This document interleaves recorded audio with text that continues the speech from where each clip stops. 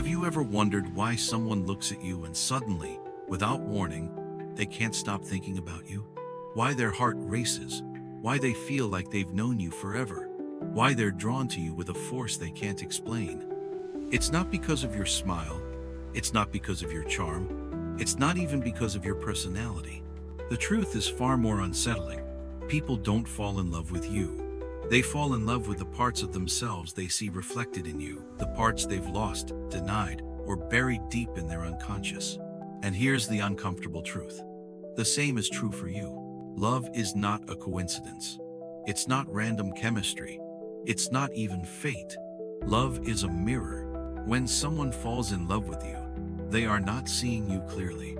They are seeing a projection, an image, a symbol, a fragment of their own soul that you unknowingly awaken. Carl Jung called this projection. Plato hinted at it in his myth of the soul's search for its other half. Nietzsche warned of it when he said, "We love life, not because we are used to living, but because we are used to loving." Love is not about the other person. It is about the self, trying desperately to become whole. Think of the cautious man who falls in love with a woman who is wild, free, and untamed. He doesn't just admire her, he needs her. She embodies the part of himself he is never allowed to live. Or the woman who has always been strong, disciplined, and rational, who suddenly finds herself captivated by someone soft, emotional, and vulnerable. She doesn't just like them, she feels magnetized, because they carry the missing piece of her own humanity. This is the first reason people fall in love with you. You represent something they lack. But here's the danger.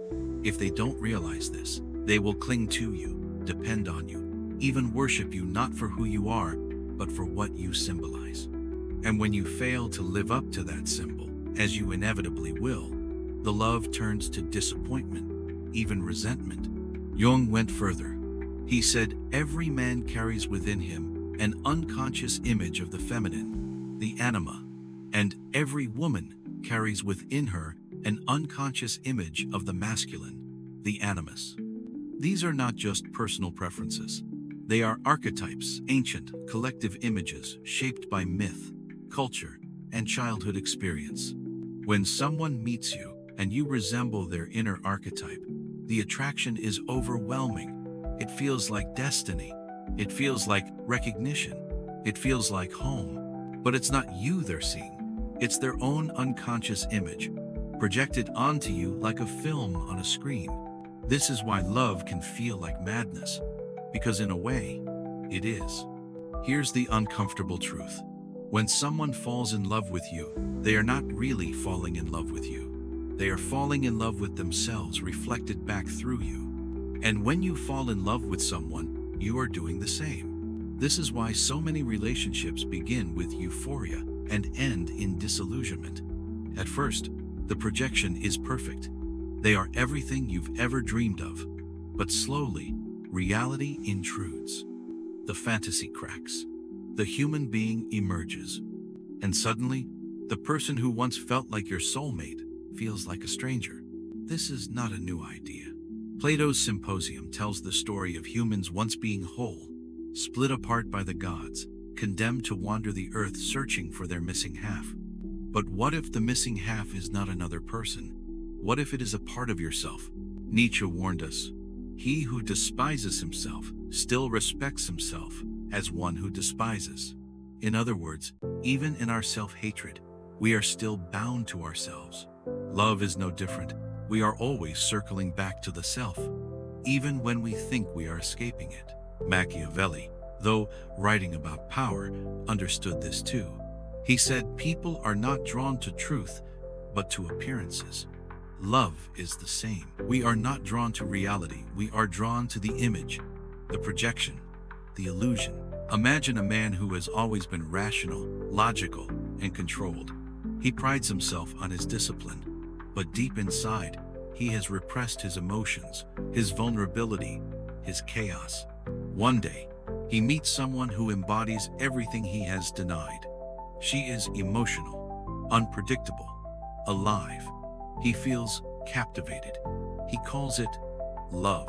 But what he doesn't realize is that he is not in love with her. He is in love with his own shadow, the part of himself he has buried. She is simply the mirror, and when she fails to perfectly embody that shadow, when she reveals her flaws, when she becomes human, the illusion shatters. He feels betrayed, but the betrayal was never hers. It was his own refusal to see himself clearly. This is the paradox.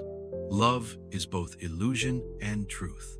It begins with projection, with fantasy, with unconscious need.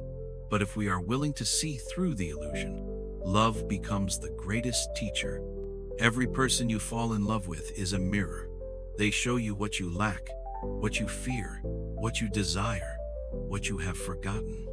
Some awaken your creativity. Others awaken your insecurity. Some bring out your strength. Others expose your weakness. But all of them serve the same purpose: to push you toward wholeness. Here's the twist most people don't want to hear. Love is not about finding the perfect person. It's about discovering the missing parts of yourself. The people you love most deeply, the ones who shake you, who change you, who break your heart, they are not accidents. They are catalysts. They are synchronistic events.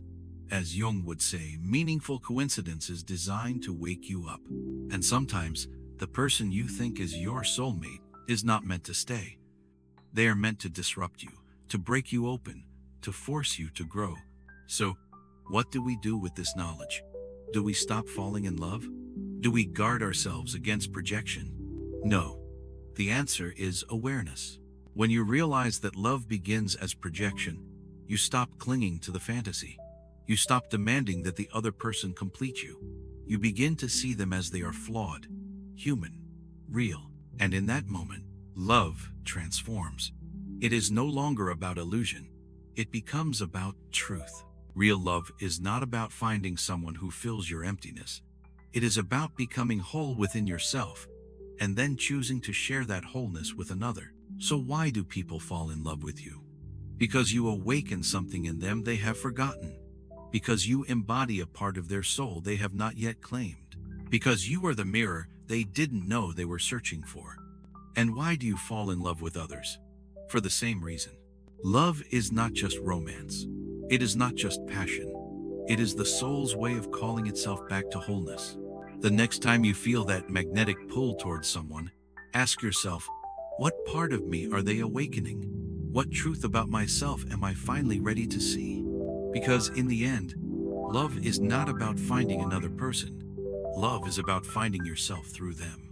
And maybe, just maybe, the greatest love story is not between you and another, but between you and the parts of yourself you've been waiting your whole life to meet. So I'll leave you with this question. When someone falls in love with you, are they really seeing you, or are they seeing the part of themselves they've been too afraid to face? And when you fall in love with them, are you really seeing them, or are you finally seeing yourself? Because perhaps the most terrifying and the most beautiful truth is this: we don't fall in love with people. We fall in love with mirrors.